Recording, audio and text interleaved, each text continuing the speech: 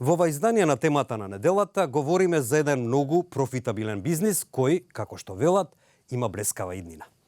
Деновиве пак македонските обиди да се земе дел од тој голем колач ја разбрануваа јавноста.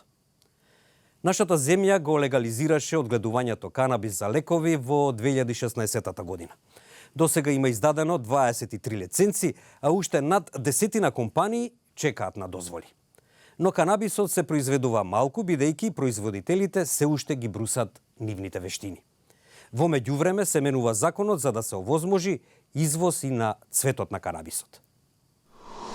Ќе стане ли Македонија канабис суперсила како што ветуваше неформалниот крал на марихуаната Биг Мајк по неодамнешната средба со премиерот Зоран Заев?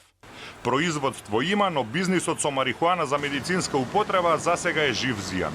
20-тината лиценцирани компании засега многу повеќе вложуваат отколку што заработуваат. Производителите сепак се оптимисти и велат дека се работи за бизнис кој има иднина. Домашниот пазар на масло од канабис е заситен. Европската унија бара високи стандарди за тоа да може да се извезува, а Македонија забранува извоз на сув цвет од марихуана. Во магазините има сув цвет во вредност од 60 милиони евра. Производителите бараат законски измени со кои ќе се дозволи негов извоз. Со дозволувањето на цветот ние можеме побрзо да дојдеме до стандардите. Значи, тоа е таа дистинкција, да речеме, која што ако збориме за маслото е многу позахтевно и со стандарди и со имплементација на фармацевски валидирани процеси, таму има и испитување мора да се спроведе, значи не е баш така едноставно.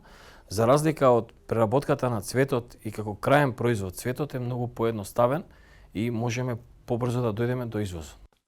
Во Македонија сега има 23 лиценцирани фирми за производство на канабис, а 2 од нив се лиценцирани и за производство на масло.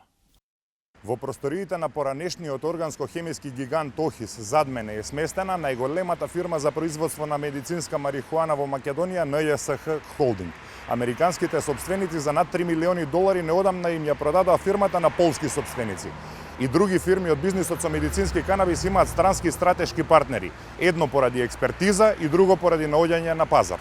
Во Сдруженијето за декриминализација на канабисот Билка пак велат дека Македонија не го легализирала, туку го приватизирала бизнисот со марихуана за медицински цели и бараат олеснување на условите за да може да се развива и на микрониво. Апсурдно е некој што има 1000 стебла марихуана да биде бизнисмен, а некој болен што има 5 стебла за лична употреба да се третира како криминалец, велат тие. Нацрт измените на Законот за контрола за опојни други психотропни супстанции се дизајнирани, тоа е моје длабоко убедување, да ја сузбијат конкуренцијата и да го остават бизнисот во рацете на шака мокни луѓе и доволно ситуирани и со силни политички врски. Во бизнисот со медицински канабис директно е вклучено и семејството на премиерот Зоран Заев, односно неговиот братуче Трајче Заев, кој е дел од сопствеништвото на 2 компании кои имаат лиценци за производство. Македонија ја легализираше марихуаната за медицинска употреба во 2016 година, а властите очекуваат од овој бизнис во домашната економија да се слеваат по околу 100 милиони евра годишно или околу 1% од бруто домашниот производ. А какво искуство има планинското кралство Лесото, кое пред 2 години ја легализираше медицинската марихуана, со надеж дека тоа ќе создаде нови работни места и ќе ги зголеми приходите на оваа африканска земја. За жал, астрономските суми за лиценцирање натераа некои ситни локални земјоделци да тргнат по опасниот пат на шверц со дрога. Огромни бели оранжери се сместени високо на падините во Лесото. Скриене се од погледот можеби затоа што таму нема овош или зеленчук, туку и лјадници, садници, канабис. Сепак марихуаната се одгледува легално од компанијата Medigrow, која инвестираше над $19 милиони во објекти за одгледување канабис и е регулиран од владата. Медицинската марихуана е глобална индустрија од $150 милиарди, а малото кралство Лесото се надева дека ќе го добие својот дел од така нареченото зелено злато. Така пред 2 години Лесото стана првата африканска земја која го легализираше одгледувањето медицински канабис. I think Lesotho is great in the sense that it's very untouched. So the air you breathe here is clean. The mountain air is amazing. You have streams and water here in abundance, which is clean. And so the conditions are favorable for growing cannabis, definitely. За да се исполнат правните стандарди, повеќето траги од тетрахидроканабинол, главната психоактивна состојка одговорна за психоефектите на марихуаната, се отстрануваат од семето. Медицинската верзија е првенствено направена од непсихоактивна супстанца канабидиол.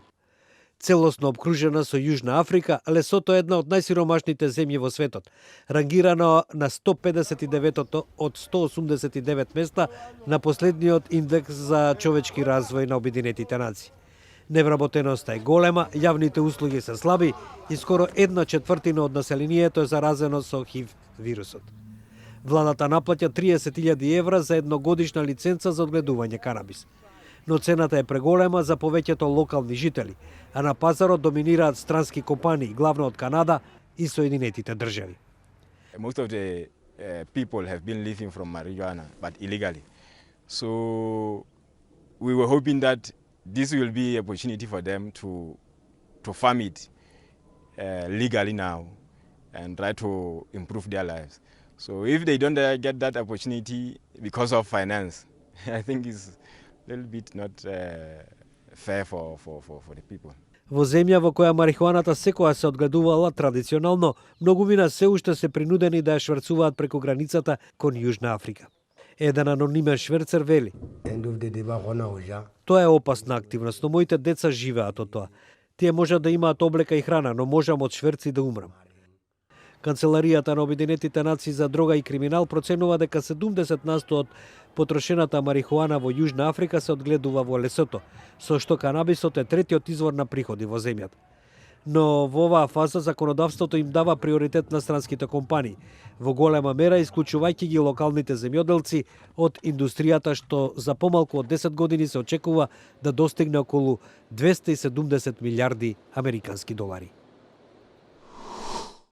Нашите Facebook, Twitter и YouTube се отворени за вашите мислења и коментари во врска со тоа дали одгледувањето канабис ќе доведе и до подобрување на македонската економска ситуација.